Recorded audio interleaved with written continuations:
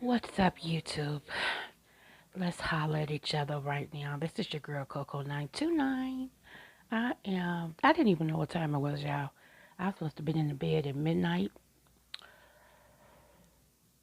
I'm sorry, I'm yawning. I was supposed to be in the bed at midnight because we have a big day tomorrow, my husband and I.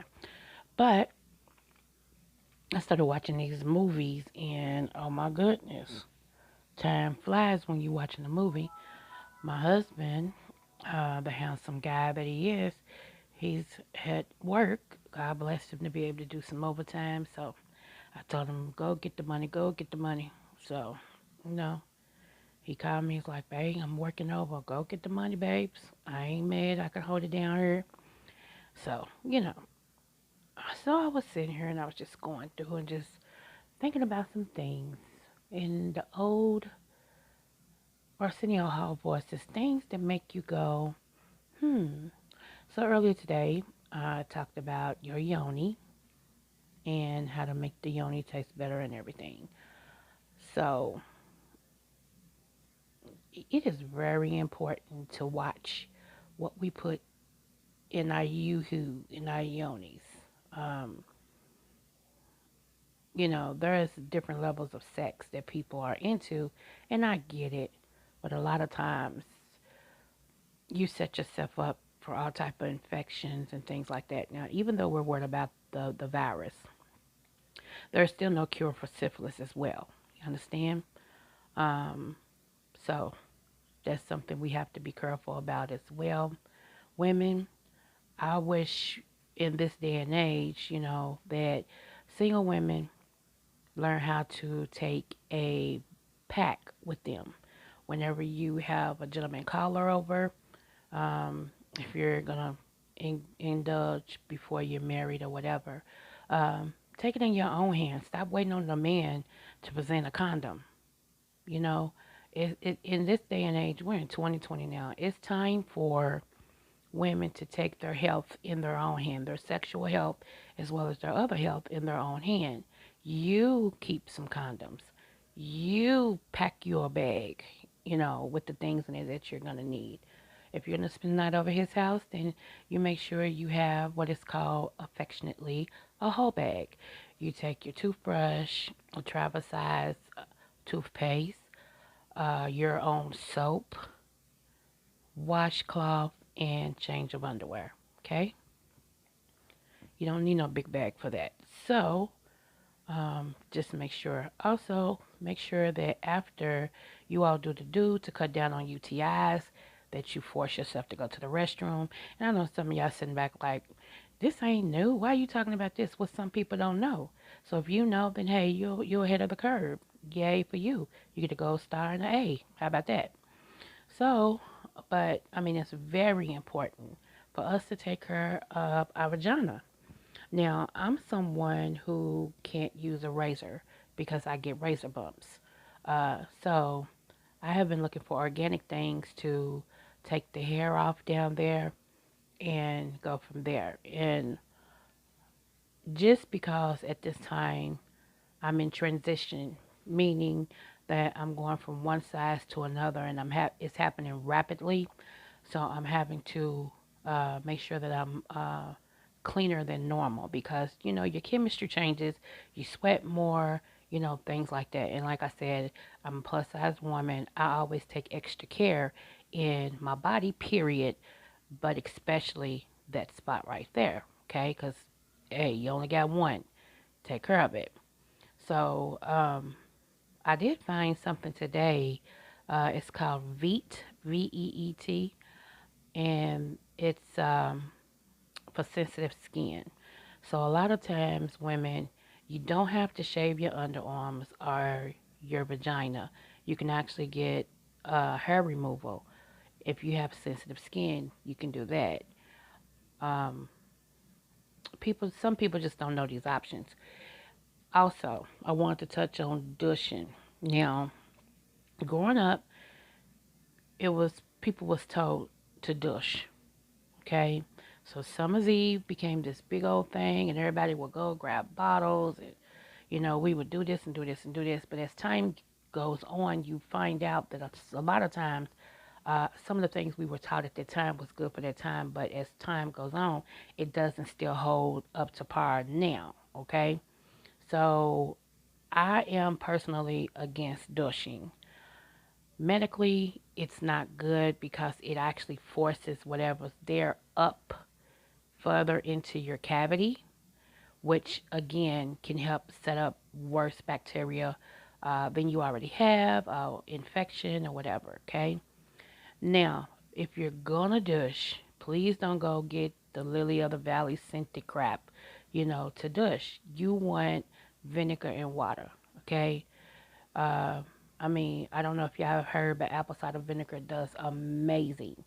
There are some things, some companies that still have douches, they make vinegar and water. That's all you want to make sure that's in the douche is vinegar and water. No extra, no this, no that, no that. That's if you choose to do it, okay? Now, um, again, if you if your pH balance between your legs is off, you should know it. You'd be surprised how many females don't know that their kitty cat has an issue, okay? And they just think, oh, it's just because I just went off my period. No, no. If it lasts longer than I'm gonna say 48 hours, you need to be trying to see what's going on. Okay. Now every vagina has its own smell.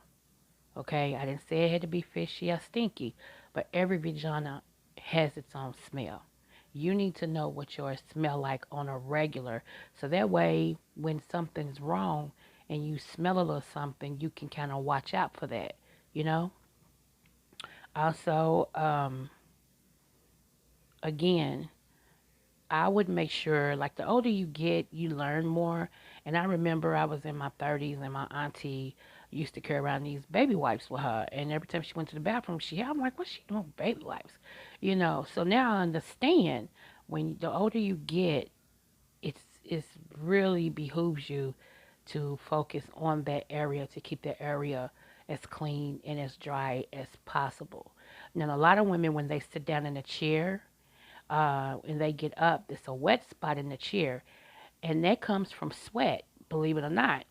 Okay, so if you're sweating down there, then that's something you want to keep an eye on so that it won't build up infection or bacteria. Okay, sometimes women have a lot more wetness coming from their vagina. It's not a disease or anything like that. It's just your vagina stays moist. And when you sit down, it makes an imprint through your clothes. And when you get up, it leaves like a little strip and everything. In that case, like I said, there's nothing wrong. You just more juicier, believe it or not. Um, you may want to get a panty liner, okay? Um, just for purposes like that. Um, what else? Now, I will say this. Me, myself, I always talk about me because I don't want anybody to get mad if I say about them. So I'm an expert on me, so I can tell you about me. So I have what is called a tilted uterus. So when you have a tilted uterus, you go through a little bit more with your vagina than regular women. You hurt a little bit more. Your periods are different. Where most people, okay, like in X-rated, they have these been water balls that you can stick up yourself and blah blah blah, and they move around. They give you a sensation. I couldn't do nothing like that because I would have to be hospitalized for them to take them out, just because my uterus is tilted. Okay, so when you got something like that, you automatically have like your vagina stays moist. Okay, it's just different. Um, Also, it makes sex interesting. I'm just gonna be honest with y'all. It does because you're tilted. Okay, so that means it's a little bit easier to hit the bottom, sort of. Everybody want, oh, he hit my bottom. He's not really hitting the bottom, trust me. But anyway, we're gonna go with that. So, but you also have a little more pain because again, your uterus is tilted. So I get more into that medically as time goes on because it may be some, excuse me, some more women out there who are dealing with a tilted uterus. Okay.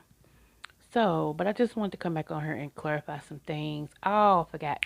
Also, at night, if you can, don't sleep with no underwear on. Let the air hit your vagina. Let it breathe. Okay. If you do have to wear underwear, make sure you wear cotton underwear. Again, we want to make sure that it has circulation, okay? That the air gets up in where it's supposed to be and bacteria and infections and stuff does not happen, okay? And it's okay to change your drawers twice a day or whatever. You know, it's whatever works for you, whatever makes you feel fresh, whatever keeps you safe down there and everything, okay? Um, Also, when having sex, please make sure that the man's nails is clean before he inserts a finger or whatever in you because that's bacteria as well. I can't tell you how many women allow themselves to get into that sexual uh, relationship or escapade that, in that moment and don't take a look at the man's nails. Okay? So that's very important, ladies. Very important, Um, so anyway, I just wanted to come on and tell you all that. And again, just shooting the breeze with you, just trying to get more yoni information out there. And it's okay to do your own yoni steaming as well. Um, they have the information about yoni steaming on Amazon. They have the stuff that you put in the bowl, that comes up and pulls all that old stuff out and everything. They have the pot that you set over. This is becoming a really, really new phenomenon that's taking a hold, with females because, again, we want to be all we can be. We want to be healthy. We want it to smell fresh. We want it to be tight, and everything. We want to have that, which I'm glad to say I have, as my husband say, the snapback. The snapback. So, it's not all open for the world to see, for like the Grand Station, a Grand Canyon. You understand? So just wanted to say that and just be careful, okay? Just be careful with anything that you do. If you choose to use toys, make sure that after every time that you use your toy, every sexual escapade that you have, that you really wash them in warm soapy water, rinse them off, wipe them off with alcohol, rinse it off again, store it where it's supposed to be. That way it cuts down again on diseases, infections, and bacteria. Okay? All right, this is Coco 929.